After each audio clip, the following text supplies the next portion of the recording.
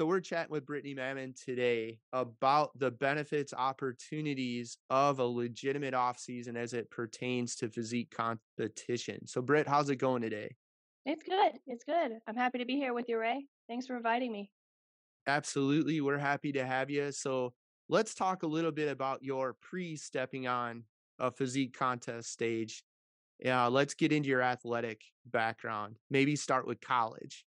Yeah, I was blessed enough to get a Division 1 scholarship to Northern Illinois University, and started, pretty young as an athlete, and went all the way through to college. And so I was starting with weightlifting, and being active is just something that's always been in my background, and knew that when I graduated, that wouldn't be the end of being an athlete of some sort. So when we look at the blessed, I think you definitely earned a Division 1 scholarship for basketball. I don't think there was anything about being blessed outside of maybe you have an incredible work ethic. But looking at that, Division 1 athletics in college means you get access to real strength and conditioning training. So at least during college, you probably were lifting weights and working out, training in a way that most people weren't. Would that be would that be true?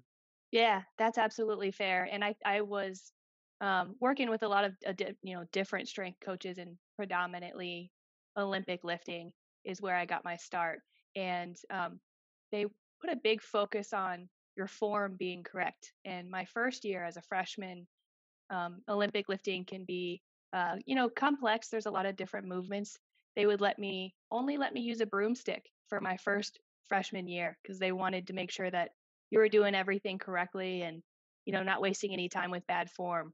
And then eventually, you kind of graduate to put some weight on there, and it definitely transferred over into how I felt on the court for sure. All right, Britt. So walk us through. Let's step back through the Division 1 weight training. What did that look like? Um, So mostly Olympic lifting is where our focus was. I mean, we were also conditioning, lots of cardio, but we would lift, around 6 o'clock in the morning, and we would do a lot of deadlifting. There was a lot of emphasis on squatting, and then we would do all kinds of Olympic lifting, hang cleans or power cleans from the floor, overhead snatch, and then some accessory work where we would work on different movements. Of the Olympic lifting to have it all come together. And even in the off season we were training, there really didn't seem like there was an off season. But I felt like each year I was progressing and getting stronger and stronger. I had a lot of fun with it. I wish I could do it all over again.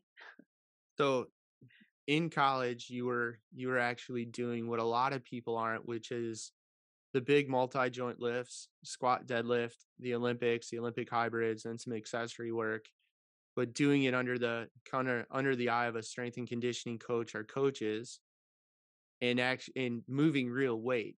Yeah, I would imagine that you were being challenged to push yourself. 100%. I mean, the type of weight where you're thinking, if I sit under this, I might not be able to stand up. But it all within, you have a spotter. I felt very safe. I thought we were doing things correctly. But yeah, I was not going in there to complete reps and say, oh, I'll get like 30 of these or 25. It was an all out push to my limit in I can only do one of these, and it was calculated. We kept track of how much we were lifting each week, and to know that, all right, I might fall on my face if I don't complete this lift and do it right. And I very much loved that challenge. And I think that transferred over with the training that I had with you, was the type of weight that is a challenge every single time. And that's my favorite kind of training for sure.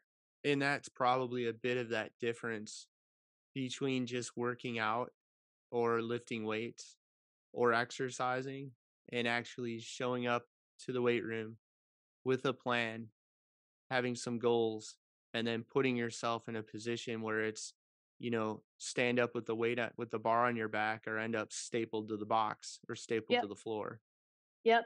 And that, translates over to today. I mean, I think it's a little scary if you ask somebody in the gym when they walk in, "Hey, what are you working today?" "Well, I don't know." Well, you don't come in with a plan. And I think that was I learned that at an early age, and I'm glad that I did. I never, even when I was in a teenager going into the weight room, I never didn't know what I was gonna do. I had a plan every single time. I would go to bed at night and look forward to what I was doing the next day, 100%.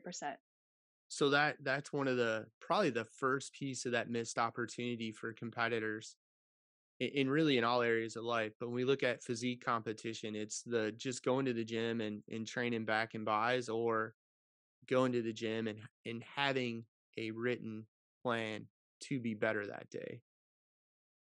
Yes, 100%, and that's where I think my body really started to show changes and to show strength when it's calculated, and I know, okay, I'm adding 5 pounds this week, I'm adding 10 pounds this week, and I'm gonna force my body to do the work, and I think the fun part of that too is that my mindset followed.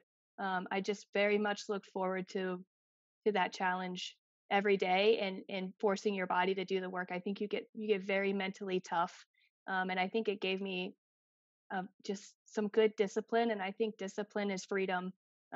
And just got addicted to going in and let's see how much I can do. If it's 1 or 2 reps, you know, pushing your body to that all out kind of rep is where I think all the change comes from. So post college, so college athletics are done. We established that you have a foundation in moving weights with a plan to reach a goal, which again, most people fail because, well, it's just gonna today's leg day. Well, what does that mean? You actually had a plan and you were accustomed to being disciplined to executing.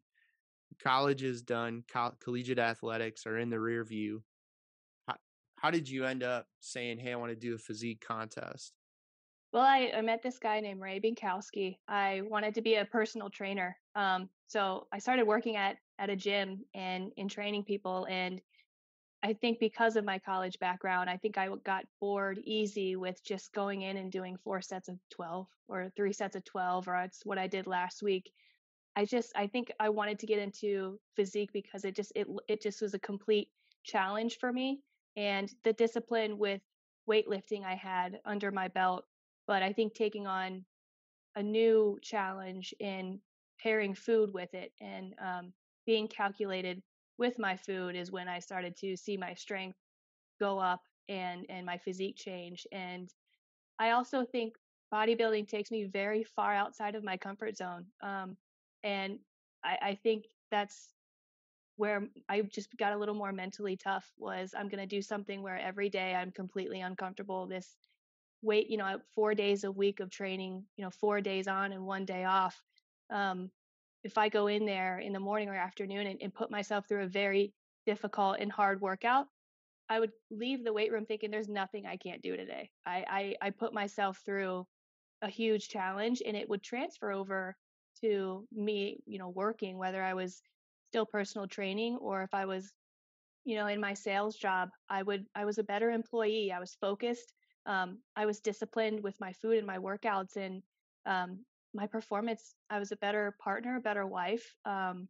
Just overall self-esteem after putting myself through something that made me uncomfortable and pushing through that just really helped my mindset a lot. And so physique contest wise, you started out with bikini Correct. Yes. and then gradually transferred to figure. And for those that aren't aware, and I'm gonna guess most are, but if you're not, bikini is kind of, if we think back, Hawaiian tropics, bikini competition with a little more muscle and a little bit leaner. So not heavily muscled. But when we start looking at the contrast to figure, that's going to be more of a X frame. So wide shoulders, upper back, tiny waist, wide at the glutes, hips, quads, tiny at the knees, wide at the calves. So more hourglass, more X frame.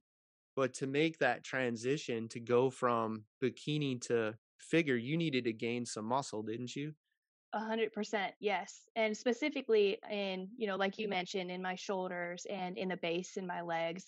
And just another challenge I enjoyed taking on. And our program that I worked on with you was so calculated that I just felt that I could throw all of my effort into it and not overthink what I'm doing is correct because I knew it was correct. And we had a very good game plan. And 4 days a week warming up with 50 pull ups before every workout was probably my favorite challenge other than back squatting. That I remember you start every workout, get 50. It could be one or two in a row, but don't start until you get 50 good pull ups. I think Ray just wanted me to dust the bars in the gym. I think that's really what the plan was. But I think we inspired some people too because I would go in there and start my 50 pull-ups, and you'd have people that wanted to join me, that wanted to come in and do their 50 pull-ups too. But it was great results. I mean, I changed completely in my frame, and yeah, But putting on a lot of muscle. looking at that time frame, and we'll talk the nuts and bolts of the programming, but you actually decided and recognized the benefit and the opportunity to take time away from getting ready to step on stage again, and instead said, "I'm gonna take the time, months, a year, year and a half, what have you, to gain muscle so that you could fill out and get that X frame," right? Yeah. Yes, because it doesn't happen overnight. I don't think you can just take 3 4 months and then try to get into prep. I have a lot of respect for my competitors, and I like to think that I'd like to picture somebody else outworking me, in the gym. And I think, yeah, just taking more than 3 4 months at a time and taking a year, half a year, to make real change because it doesn't happen overnight was a huge part of my success for sure. And that ends up being the biggest missed opportunity is a lot of competitors go from contest prep, they step on stage, they take a few weeks off, and then they're dieting and doing the quote unquote prep for that next contest, and then they're stepping back on stage. But you took a different approach and you took a year plus off of getting on stage and you just focused on lifting weights in a planned manner with goals, structured progress just to gain muscle and fill out, correct? Correct. Yes, and I would, if I had to jump in and try to get into bodybuilding again, I would do the same thing, because as you see in those pictures behind you, those changes didn't happen by just trying to prep for a few weeks. I had an understanding that this vision of what I have in mind of what I want to look like, I can have that and I can be that. I have all the right tools. I have a great coach. My nutrition is on point, with Ray, and anything that I want with my physique, I can have it. But I knew that it wasn't going to happen in a couple weeks. And there was a lot of thrill in going in every single day and just having that picture of what I want to look like in the back of my head and knowing that, sitting under all this weight, and mentally challenging myself that I can get there. I'm, not running over the horses with the carriage, as they say. In expecting to not make those types of improvements when you're dieting and prepping for another contest. Like you put the same focus, effort, intensity, drive into that off season to get better and improve that you would put in prep, correct? 100, yes, 100%. Yep. And that's where so many people, they just go to the gym and it's going to be back and bicep day. They don't have a plan, they don't have a goal. And then even worse, they're right back in prep. So there's no time to improve. There's no plan for improvement. There's no structure, and there certainly aren't enough calories to fuel it. Right. Right. Right. Exactly. It was yeah, I think we took about a year or a half of a year improving, and it was very exciting to see, within 3 months or 5 months or 6 months. First, I mean, noticing how much stronger I got, in that off season too, and getting as strong as I possibly could, and get looking completely different, and then carrying that into, some little more stricter 3 4 months of prep. I mean, it wasn't easy, but I felt like challenging myself before, the end of leaning out. That's just where my body looked completely different, and I wasn't as nervous going into the last 3 4 months of, okay, it's time to lean out a bit, because I'd already put myself through such a fun challenge and pushed myself as hard as I could. And then, riding that wave into prep and into leaning out, I was just so excited that I think it was the perfect recipe. Training wise, one, again, to transition bikini to figure, you need a wider back or the appearance of a wide back, narrow waist. And that meant we started our workouts with 50 pull ups. but then also rotated between 2 things. One, a squat program, or 2, a deadlift program. And that had you, if I look at my notes from your training, which we still have, you were squatting like 3 days a week, and then you would do your pull-ups, you'd squat, and you'd have 1 upper body lift for 3 or 4 sets, and that was it. Yep. And then day 4 was 4 or 5 upper body lifts, and that was it. We weren't doing all of these things. You were either squatting 3 days a week with your 50 pull-ups and 1 upper body lift, or you were deadlifting 3 days a week, and then day 4 was 4 or 5 upper body lifts. Yep. And it was, I remember reading that at first thinking, well, maybe I could do more. Maybe, maybe I could push a little bit more. I could work out 7 days if I wanted to. I was very gassed up and excited for the show. So I was probably telling myself I could do more. But in talking with you, Ray, and understanding how much weight to do and how to challenge myself with those, maybe 3 to 4 days, some push and pull and a hinge, and focusing a lot more on squats and on shoulders and pull-ups, I was able to adjust to where I'm making every single exercise difficult. I mean, every rep from the jump, I made hard on myself. It was, I should be doing a weight to where I can barely finish that last rep.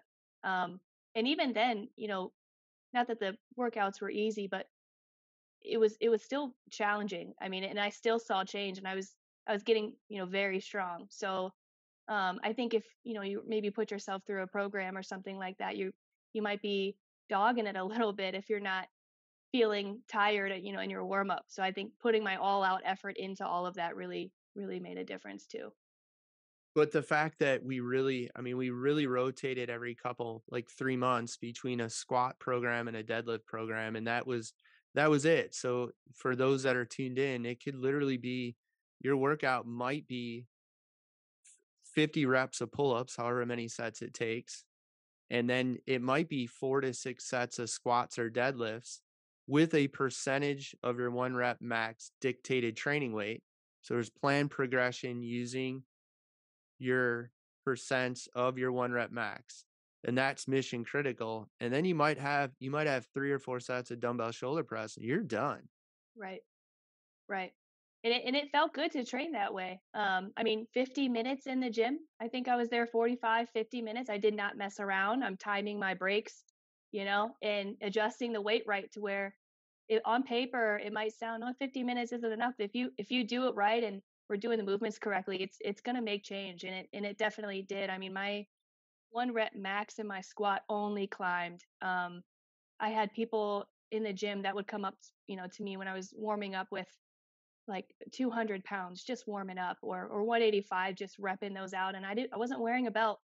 People would come up and ask, where's your belt? You're doing all this without one? And But what did you weigh at that point? I was probably 128 pounds, maybe 125, which was pretty incredible. I mean, I used to be able to warm up with 135 without using my hands. I would go up to the squat rack and just put my shoulders on the bar, have it there, and I'd sit all the way down and stand up and then re-rack it with my shoulders, because we were getting stronger there too.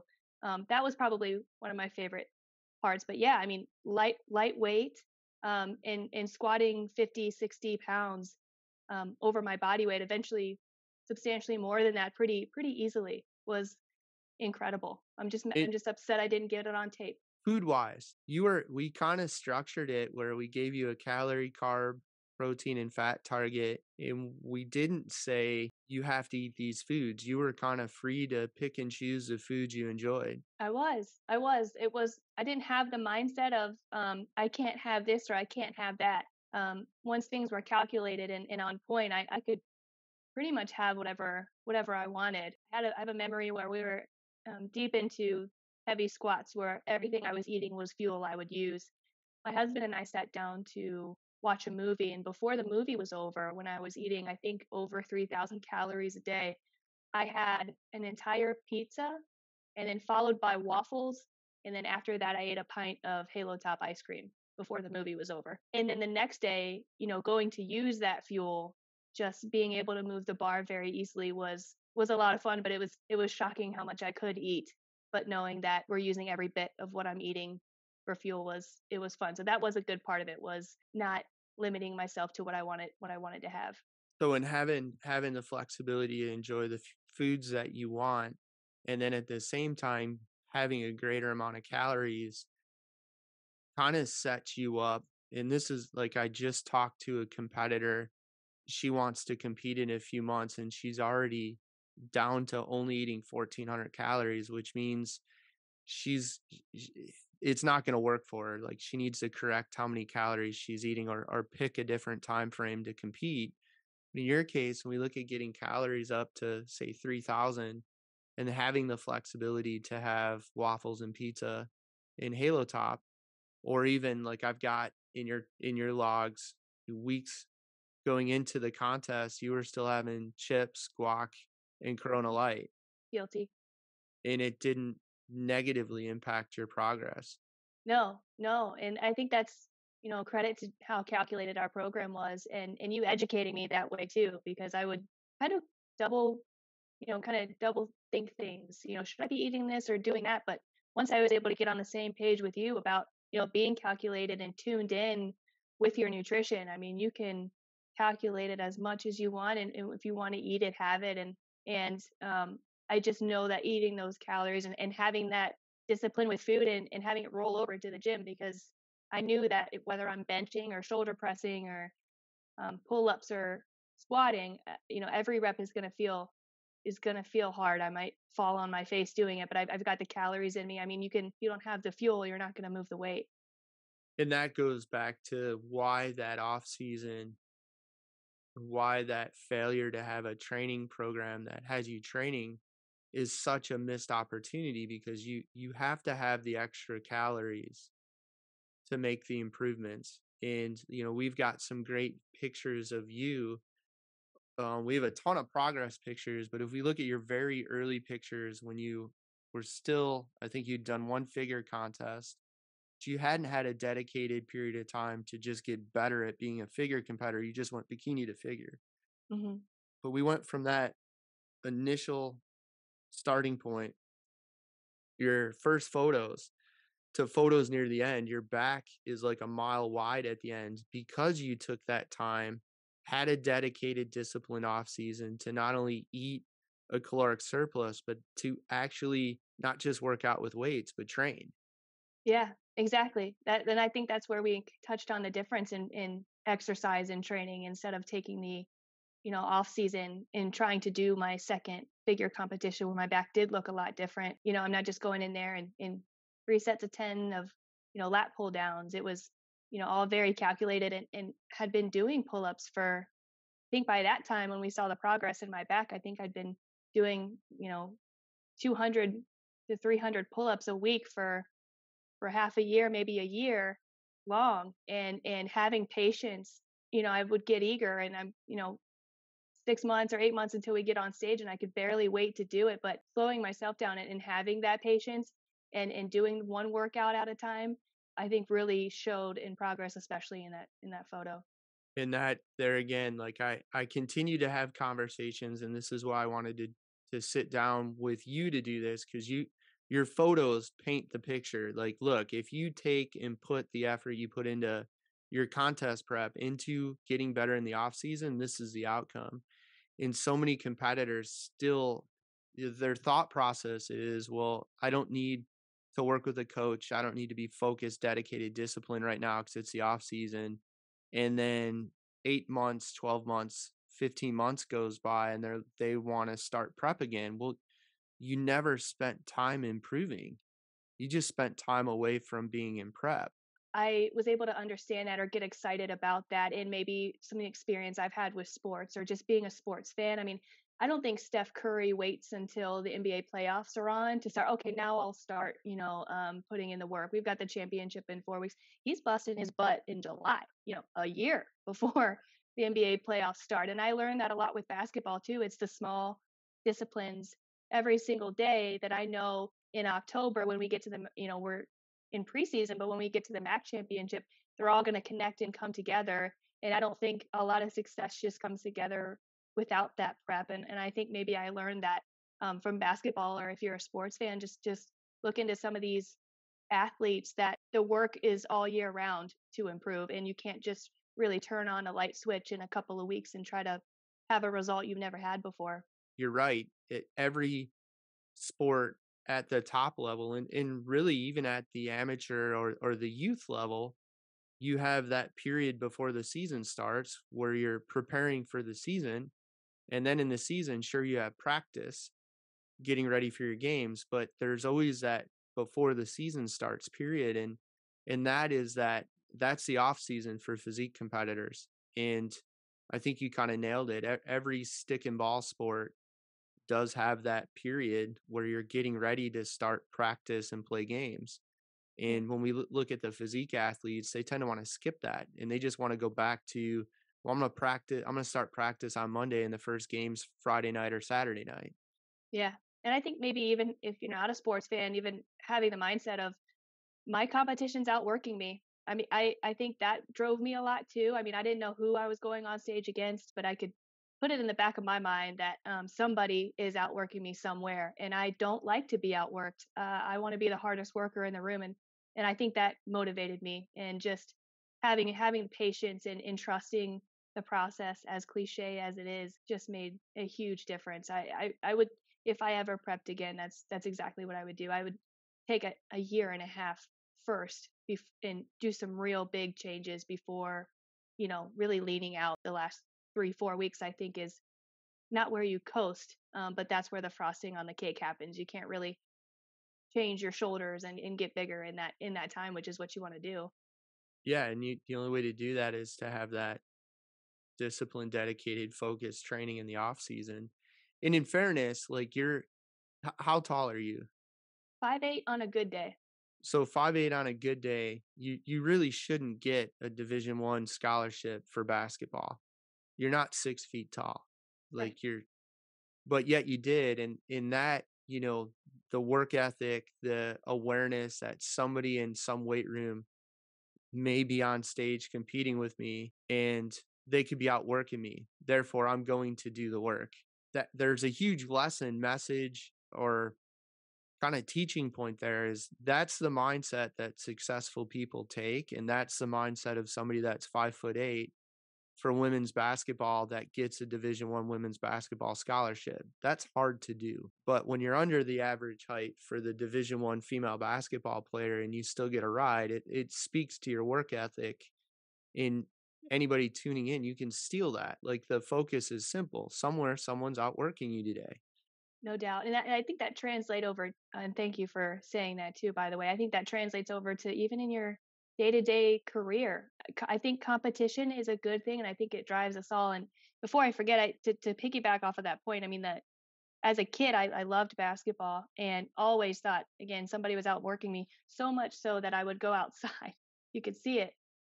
Hard to do. Yeah, I'd go outside in the winter and shoot hoops, even if there was snow on the ground, because I couldn't get pulled away, from the game. And I think if you can, whatever your discipline is or whatever it is that you want to achieve, if you can throw yourself and get obsessed with it, within reason, I think the discipline just becomes freedom. If you can dive into being disciplined, and you'll everything else kind of falls into place. I'm a better partner, better wife, and co-worker. And you kind of touched on that earlier and you just did again. So let's talk about that. And this is post contest. Like you're not stepping on stage anytime soon. It's been a little while since you have.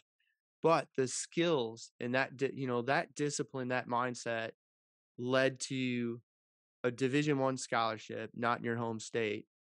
That discipline dedication led to being rather successful on the contest stage and then success in your career. And people they don't think about that. Yet you're aware of it. Like if I push myself here to develop these habits, I'm better here. Yeah. Definitely. And it like it's transferred over into my career too. I'm in a sales, like an inside sales position, and I work with a technology company, and it is highly competitive in the area that we are. And I still every day think, if I don't do this little thing for our customers, somebody else will. And I'm sure, maybe you've heard that a million times, but even when we're stuck in a rut at work, the 6 to 8 months with having long projects, that are due, but could also, come out to win big for us. If I wanted to slack off in the 6 to 8 months or something like that, I could. But just having the discipline and knowing that if I don't do everything right for my customer or show enthusiasm or a good attitude, or how do you react when things are maybe a little sour, somebody else will do better than me. And that's always drives me. I mean, our the team that I'm on, our goal, is to sell 1 billion this year. And you can't do that if you're not, competitive, or can't, go in every day with a good attitude and just accepting the challenge of facing other competition. I think is, no matter if you're doing bodybuilding or sports or anything like that, I think it applies. $1 billion sales goal is audacious. Oh, it takes. That's a big deal. And that means patience and time, spending that 8 to 12 months doing the work day in and day out, knowing that it might take that amount of time to close that big deal. It's kind of similar to that off season spent 6 months getting better before you even considered prep. Yeah. Yep, exactly. So it was kind of an easy transferable skill, I'd say, over to me, but in the workplace. But I think it's a skill that I think maybe every employer would have, or if you're a parent, or if you're a friend. I mean, just having the patience and trying to better yourself every day in little ways, will go a long way. I think it's cliche, but it's paid off for me thus far, I'd say.